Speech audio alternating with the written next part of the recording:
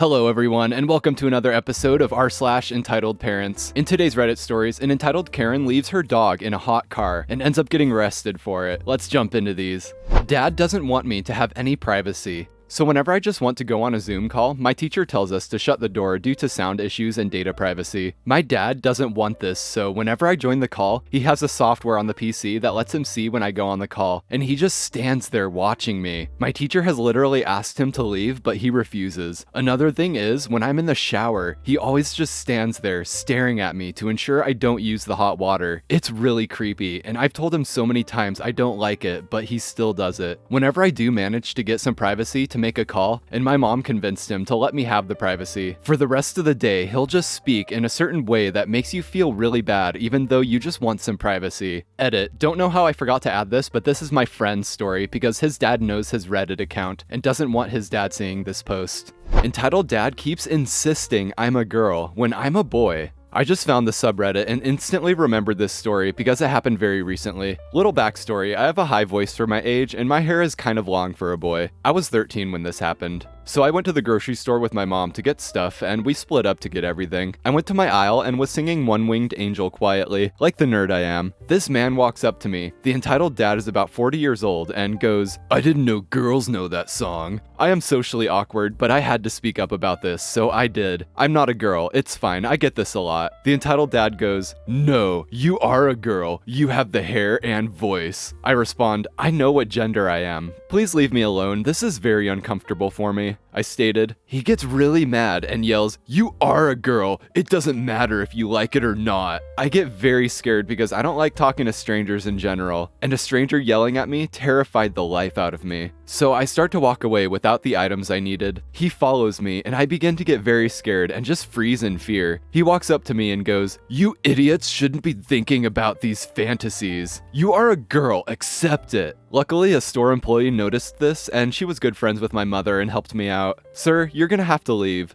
He goes, "Not until this person realizes they're a girl." My mom walked around the corner and saw this. She was not having this. She walks up to him and says, "He is a boy. You need to stop this. This is technically harassment." She didn't know what he did earlier, but she then looked down at my face and saw how scared I was. Her friend said, "Sir, if you don't leave right now, I will call the security." I told my mom what happened, and she was very mad about what he did. I haven't seen the man since, and I'm happy. I can't remember the last time I was that scared. This guy actually sounded extremely sketchy. He sounds kind of mentally unstable and not quite right in the head, if not straight up dangerous. I mean, who follows around a kid like that? It's a good thing they encountered this guy in a relatively public place with a lot of people around, rather than somewhere else, because this guy just doesn't sit right with me.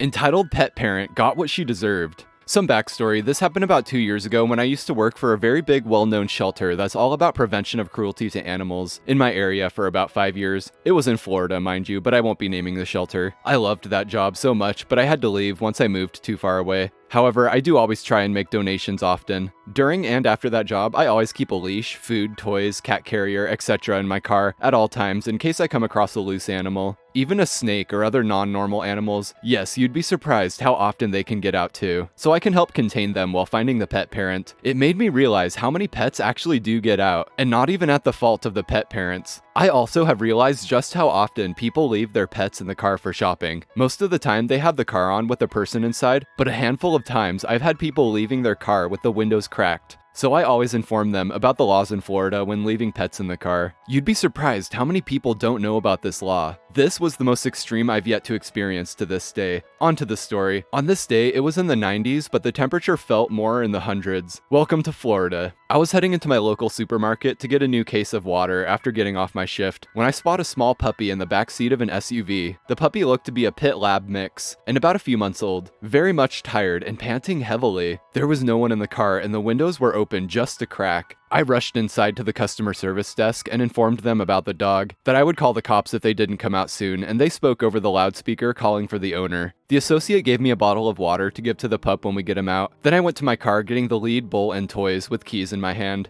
I carry a device that allows me to punch out the window in emergencies. I also call the police to inform them about the dog. In Florida, if it's to save an animal, you have to call the police, then you can do what's necessary to get the dog out of the car safely. And I told them if the owner still hasn't come out, then I was going to punch out the window, which they gave the approval for, and I asked to stay on the phone for when it happens. A crowd had already started to gather, all concerned about the puppy. After another 8 minutes, I had enough. I told the operator I was punching out the window, and I handed my phone to a passerby. I went to the front passenger window. The puppy was in the back driver's side, and I used the device to punch out the window. I crawled in. Thankfully, I had my long pants on and cleaning boots, and I unlocked the door as another person opened the door grabbing the dog. The dog was clearly in heavy distress, so we brought him into my already cold air-conditioned car. I was helping him drink water as the cops pull up. Another 5 minutes later, the entitled mother and her child in tow came out with a cart of groceries. As soon as she sees the busted window, she freaks out, screaming and yelling about her property being damaged, and said, "I'll sue." The cops go to her, trying to calm her down and explaining how the dog was in distress and needed to be removed from the car.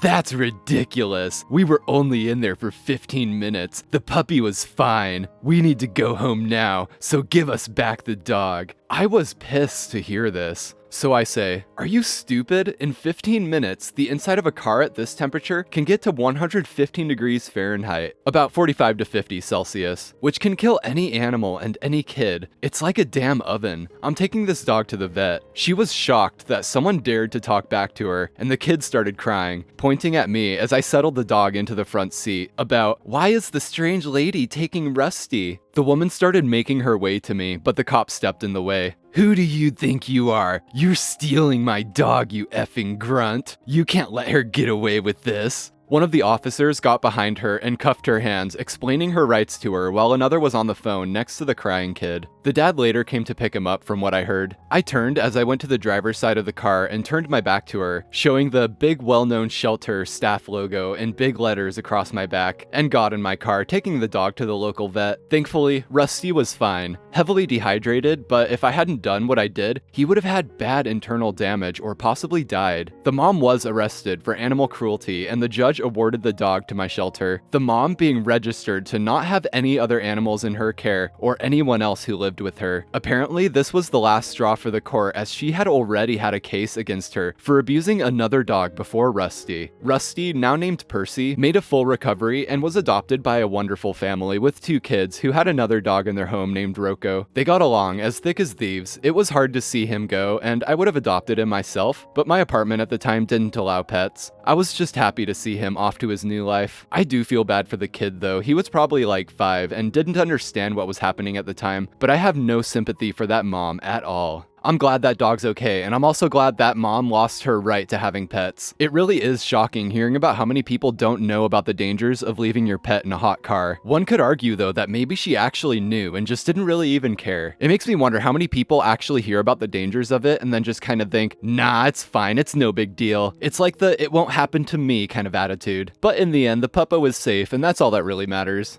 And this was r/entitled parents. Leave a like if you enjoyed and subscribe if you'd like to see more of these. Thanks for watching, everyone. Take care.